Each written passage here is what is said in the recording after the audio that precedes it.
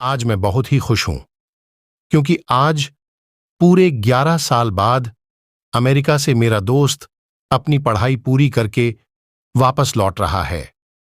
उसने भौतिक शास्त्र के विषय पर पीएचडी की हुई है। उसका मानना यह है कि दुनिया में जो भी कुछ हो रहा है उसमें कहीं ना कहीं फिजिक्स छुपा हुआ होता है। खैर जो भी हो, पर इस कहानी में ऐसा तो क्या हुआ कि उसकी फिजिक्स भी काम नहीं आई। चलिए आज हम पूरी कहानी बताते हैं। जब वो अमेरिका से वापस आया तो सीधा मुझसे मिलने के लिए मेरे घर पे आ गया और आकर ही मुझसे गले मिल गया। मैं भी उसे देखकर बहुत खुश हो गया।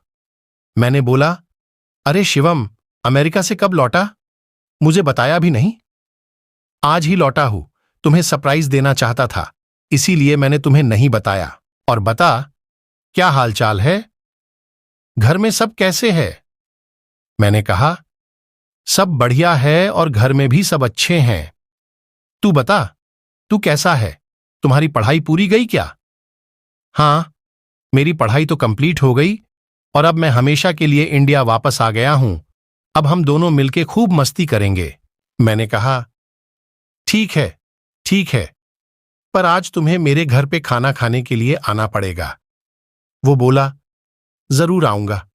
और है उसके बाद हम कहीं घूमने के लिए जाएंगे, कुछ तूफानी करेंगे। ठीक है ना? मैंने बोला, ठीक है। उसके बाद हम दोनों ने रात को खाना खाने के बाद हमारे गांव के पुराने मंदिर में घूमने के लिए गए।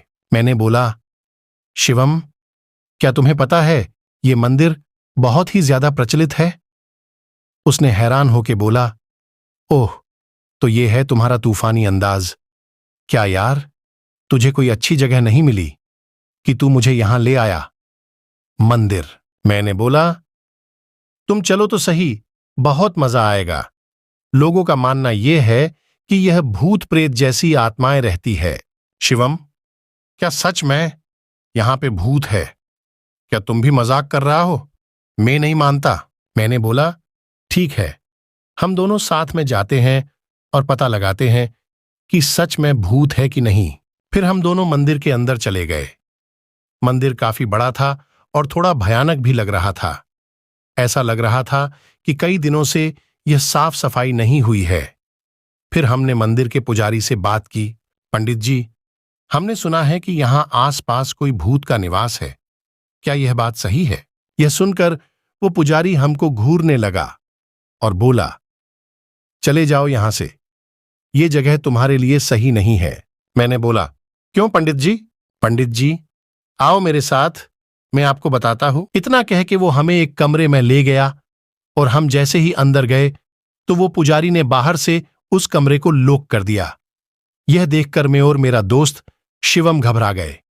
वहां पे अंदर जाके देखा तो हमारे तो होश ही उड़ गए। वहां उस रूम के अंदर कई सारे कंकड़ और हाडपिंजर पड़े थे और बहुत ज्यादा गंदी बांस आ रही थी। उतने में ही पीछे से दो बड़े और भयानक दिखने वाले आदमी आए। उन्हें देखकर ऐसा लग रहा था कि वो कोई साधारण इंसान नहीं बल्कि मांस और खून पीने वाले नरभक्षी हैं। यह सब देखकर हम बहुत डर गए।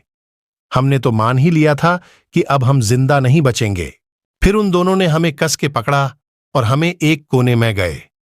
फिर हम दोनों बहुत चिल्लाए, बचाओ बचाओ, लेकिन कोई बचाने के लिए नहीं आया। इतने में ही हो, पंडित जी एक बड़ी चमत्कारिक तलवार लेकर हमारे रूम में आए। फिर उन तीनों ने रूम में आग लगा के मंत्रोच्चार करना शुरू कर दिया।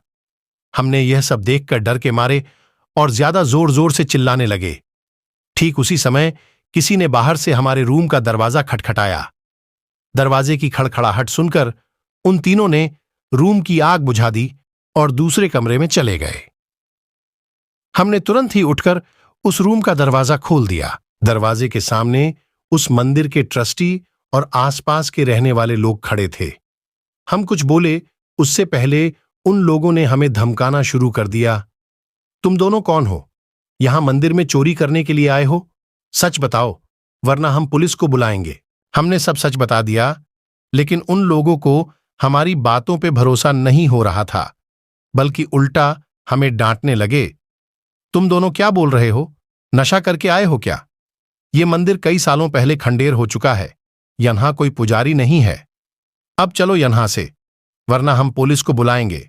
यह सुनकर हमारे तो होश ही उड़ गए, क्योंकि हमने अभी तक जो देखा वो कई इंसान नहीं बल्कि उनकी प्रेत आत्माएं ही। हम तुरंत ही मंदिर से बाहर निकल गए।